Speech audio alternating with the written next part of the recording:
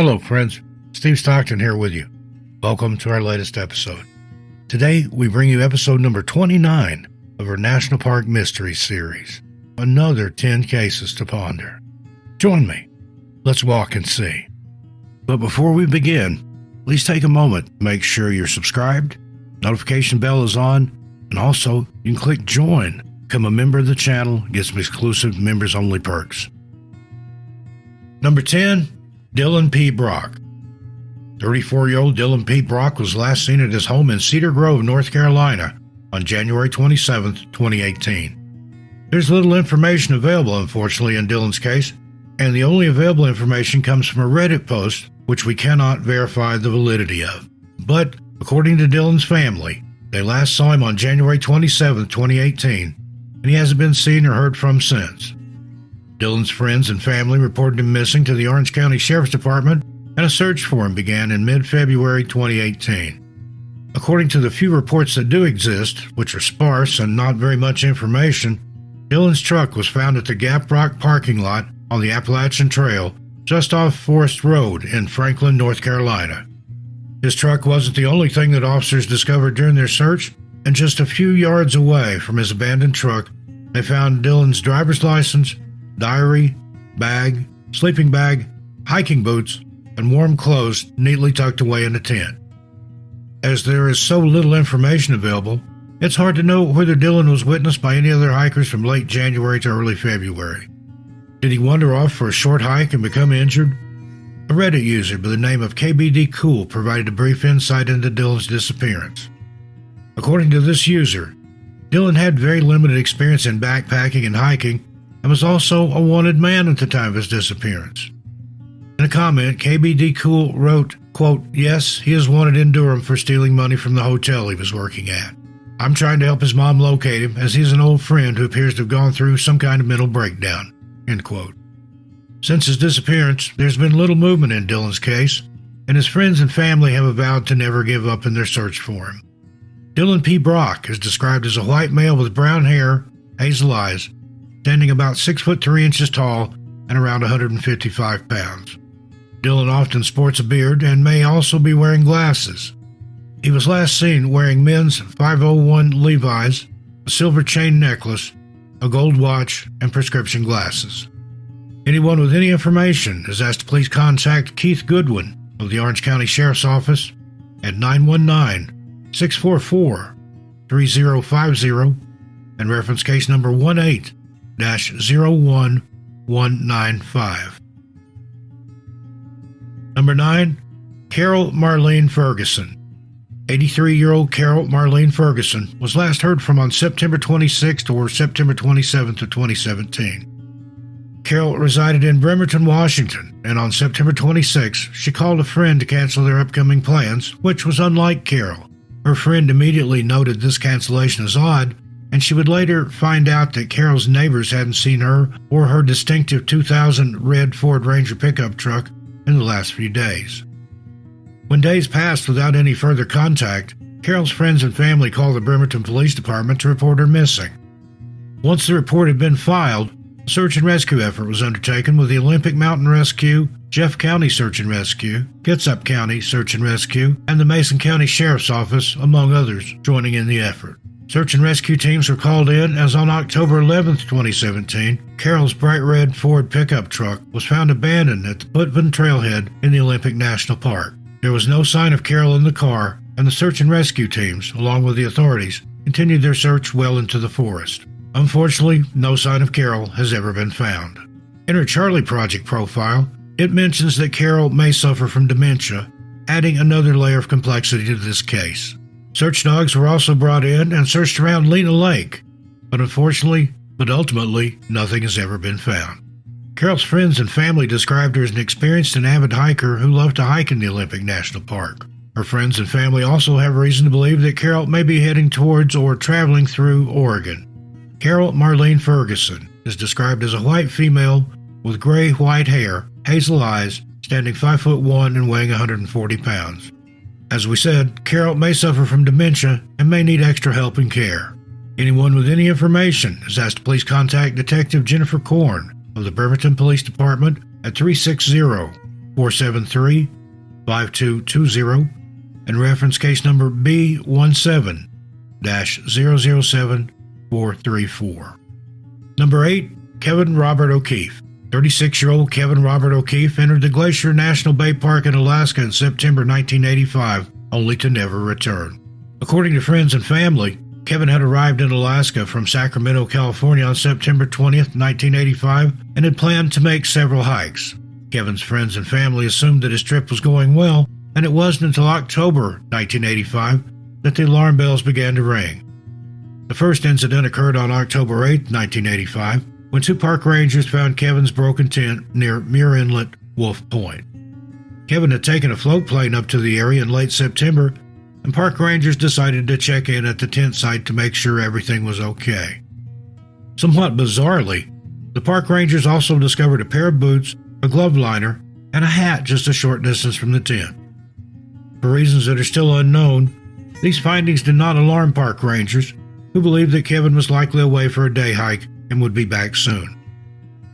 When they circled back several days later to check on him again, they found that there was still no sign of Kevin and nothing in his camp had been used. October 10th, 1985, also marked the day that Kevin was due to be picked up by a float plane, the same plane that had brought him into the area. When Kevin's family, the pilot, and the park rangers failed to make contact with Kevin, a wide-scale search was coordinated. A more rigorous search of Kevin's campsite showed that he had left behind food, his sleeping bag, and his backpack. A float plane, along with search dogs and search and rescue crews, headed out into the bitter Alaskan wilderness, but ultimately, no sign of Kevin was ever found. The most prevailing theory in Kevin's case is that he was attacked by a bear, although investigators are unsure as to why his remains were never recovered. It's also possible that he went to gather wood, water, supplies, and became lost while out in the wilderness. Kevin Robert O'Keefe was last seen in the Glacier Bay National Park in Alaska in September 1985. He is described as a white male with brown hair, green eyes, standing 5'10" and weighing 120 pounds. Anyone with any information is asked to please contact Melia Miller of the Alaska State Troopers at 907-269-5511 and reference case number 850-070-207. Number 7, Donald Clyde Johnston. 44-year-old Donald Clyde Johnston, his wife, 41-year-old Karen Johnston, along with 44-year-old Monty Owen Parrish and his wife, 41-year-old Linda Mae Parrish, were all last seen together on June 29, 1977, in Anchorage, Alaska. On that day, the group had crowded into a yellow and white Cessna 182 airplane, owner unknown, and had left Merrill Field. There's little information available about the disappearance of these 4, and the only information I was able to find comes from the Charlie Project and NamUs. According to the Charlie Project, the group hadn't made a flight plan, but it's presumed they were headed over the Denali National Park to take in its stunning beauty.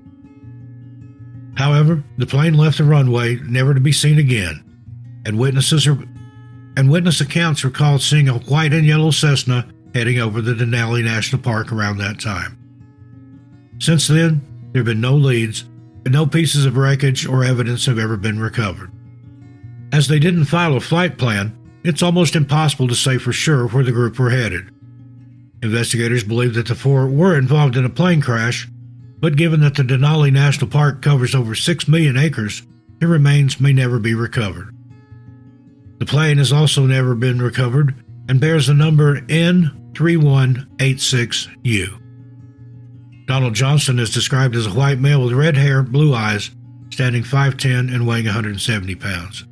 His wife, Karen, is described as a white female with blonde hair, blue eyes, 5'4" and 130 pounds. Monty Owen Parrish is described as a white male with brown hair, blue eyes, standing 5'11" and weighing 165 pounds, while his wife, Linda, is described as a white female with blonde hair, blue eyes, standing 5'5" and weighing 115 pounds. Anyone with any information is asked to please contact Melia Miller of the Alaska State Troopers at 907-269-5511 and reference case number 970-043-062. Number 6, Fred Whim Comstock. 19-year-old Fred Whim Comstock was last seen on November 11, 1975, in the Vogelsang area of Yosemite National Park. On November 11th, Fred entered the park with a female friend and her son, both of whom have never been named publicly, and the trio began their hike in the Vogelsang area. Not much information is available in Fred's case, and all we know is that when he reached the Vogelsang High Sierra camp, Fred agreed to head back up to Tuolumne Meadows to fetch the car which belonged to his female friend. After arriving at the car, Fred had agreed to drive from Tuolumne Meadows down to Yosemite Valley to collect the unidentified woman and her son, but Fred never made it. When Fred failed to show up, the unidentified woman contacted the authorities and a search was put together. Ultimately, no sign of Fred has ever been found, and those who come across this story heavily suspect the unnamed woman. According to NamUs, Fred's wallet and personal items were left behind in the unnamed woman's car. Fred's wallet and personal items were left behind in the unnamed woman's car. Investigators are unsure what happened to Fred, but his family and friends still hold out hope that one day his case will be solved.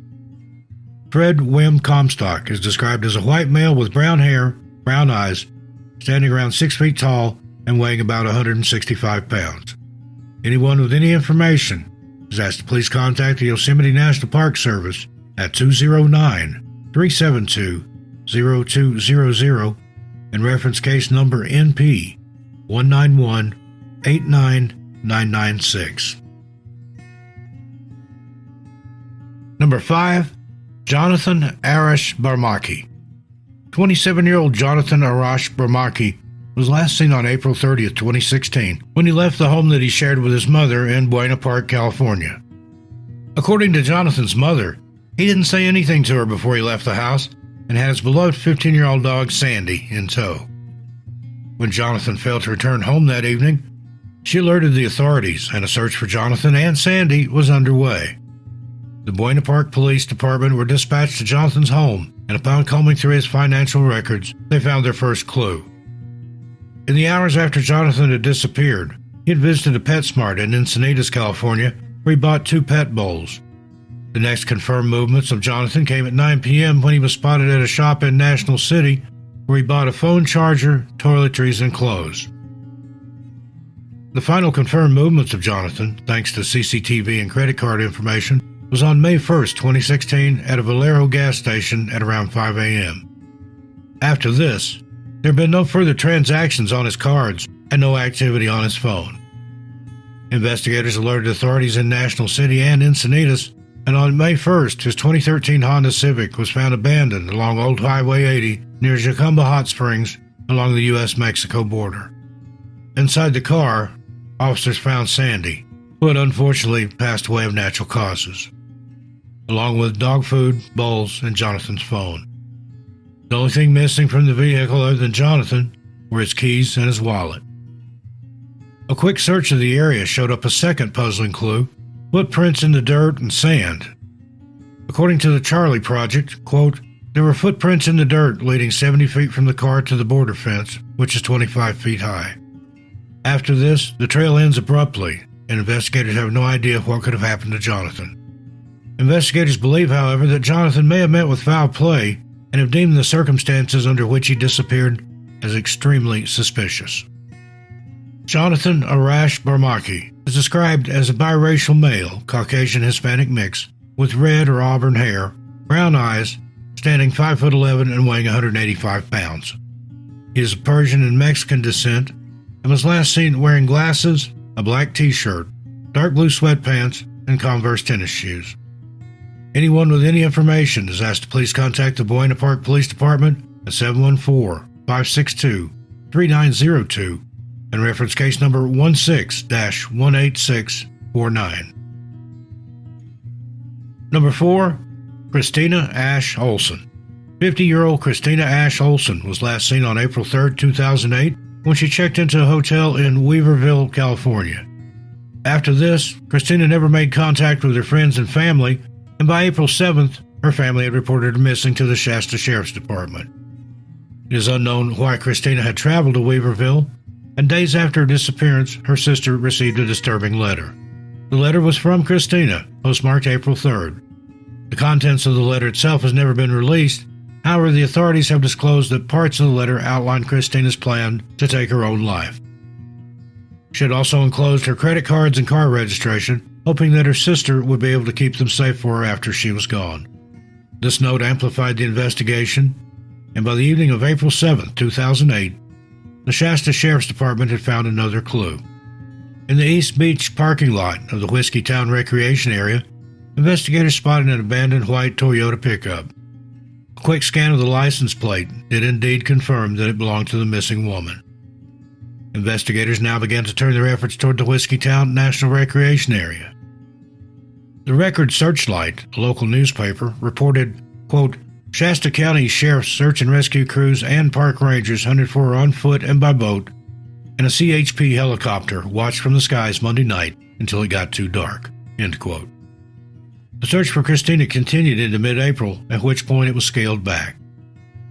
Christina's family have no idea why she would have visited Weaverville or the Whiskey Town National Recreation Area. One article does mention that East Beach is close to the Mount Shasta Mine Loop Trail, which is a popular hiking spot. Christina's family are hoping that one day they will finally have some answers. Christina Ash Olsen is known to have a few aliases, including Christine Ash, Christine Olsen, Christine Gressett, and Crystal Cathesis Olsen. She is described as a white female with blonde hair, blue eyes, standing 5'2" and weighing 102 pounds. Her ears are pierced, and she was last seen wearing dark clothing, a black peacoat, glasses, and leather walking shoes. Anyone with any information is asked to please contact the Shasta County Sheriff's Office at 530-245-6025 and reference case number 2008-10857. Number 3. Larry Thomas Kimble. In June 2003, Glacier National Park Rangers on the Montana side noticed an abandoned 1998 dark blue GMC truck parked at the Rocky Point trailhead close to Lake McDonald. Over the course of a few days, the Rangers watched the vehicle, waiting for its owner to return, but as the days went by, the truck sat unclaimed. As June was coming to a close, the park rangers decided that they needed to impound the truck and contact the owner. After looking through records and tracing the license plate, they discovered that it belonged to one 40-year-old Larry Thomas Kimble of Dorr, Michigan. When park rangers failed to make contact with Larry, they called his family, who was shocked to hear that Larry's truck had been found abandoned. Understandably, this call deeply disturbed his family, and they knew that something was wrong. Larry wasn't known to be an outdoorsman, and they immediately filed a missing person report. When the park rangers looked at the car more closely, they found an entry receipt dated May 29, 2003. Park rangers, search and rescue crews, along with scent dogs, were deployed to the Glacier National Park, and an intensive search was soon underway. Investigators even brought in divers to survey the surrounding waters, but no sign of Larry was ever found. Appeals were made for hikers in the park that day to come forward, and their statements would change the angle of the investigation. After speaking to other hikers in the park that day, none of them recalled seeing Larry. This led investigators to wonder whether it was Larry who had driven into the park or whether it was someone else using his truck. This has never been confirmed by investigators, but it does remain a strong possibility. Steve Fry, the Glacier National Park's chief ranger, told the Daily Interlake newspaper, quote, "It's not the first missing person in Glacier's history, but this case has the least amount of hard evidence for us to go on of any in recent years. We have almost no information as to his activities once he entered the park, other than his vehicle was found at a gravel pit near the Fish Creek campground," end quote. Shortly before his disappearance, Larry had split up with his long-term girlfriend. However, his family do not believe this has anything to do with his disappearance. June 2023 will mark the 10th anniversary of Larry's disappearance, and investigators are apparently still no closer to solving it than they were in 2003. Larry Thomas Kimble is described as a white male with brown hair, brown eyes, standing 6 foot tall and weighing 150 pounds. Anyone with any information is asked to please contact the Allegan County Sheriff's Office at 269-673-0500 and reference case number 8917-03. Number 2. Ryan Michael Schwab. 32-year-old Ryan Michael Schwab was last seen in the Mount Rainier National Park in Washington on June 20th, 2007. Unfortunately, the only mention of Ryan's disappearance is through NamUs, and even then, the details are incredibly sparse. After June 20th, Ryan was reported missing, and his friends and family have been looking for him ever since. Ryan Michael Schwab is described as a white male with brown hair, crystal blue eyes, standing about 5 foot 10 inches tall and weighing 180 pounds. Ryan has a tongue piercing, a nose piercing, a lip piercing, and his ears are pierced. He also has a sunburst, NamUs also says possibly many more tattoos, on his calf and scars on his legs. Anyone with any information is asked to contact the Tacoma, Washington Police Department at 253-798-4721 and reference case 071-801-1180. And number 1, David Brown Allen. 21-year-old David Brown Allen was last seen in the Denali National Park in Alaska on July 25, 1973.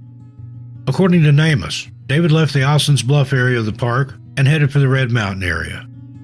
Unfortunately, David never arrived at his destination and has been missing ever since. Like many of these cases, there is precious little information available about David's disappearance and the subsequent search for him. It's been confirmed that searches of the Denali National Park were conducted, but no sign of him has ever been found. David Brown Allen is described as a white male with blonde or strawberry blonde hair, brown eyes, standing 5 foot 8 inches tall and weighing 140 pounds. He was last seen wearing a tan or green t-shirt, a down jacket, Levi jeans, and red tennis shoes, and was also carrying a neutral-colored day pack. David has a distinctive scar on the back of his head, and hair does not grow over the scar. Anyone with any information is asked to please contact Malia Miller of the Alaska State Troopers at 907-269-5511 and reference case number AK 211-06888. Well, friends, there you have it. Another 10 mysterious national park disappearances. As always, I look forward to your comments, but please keep it friendly and respectful. Until we meet again, be good to yourselves and each other. Stay safe out there. As for me, I'll see you a little further on down the trail. I'm Steve Stockton, and I'll talk to you next time. Be sure and tell your pets I said hi.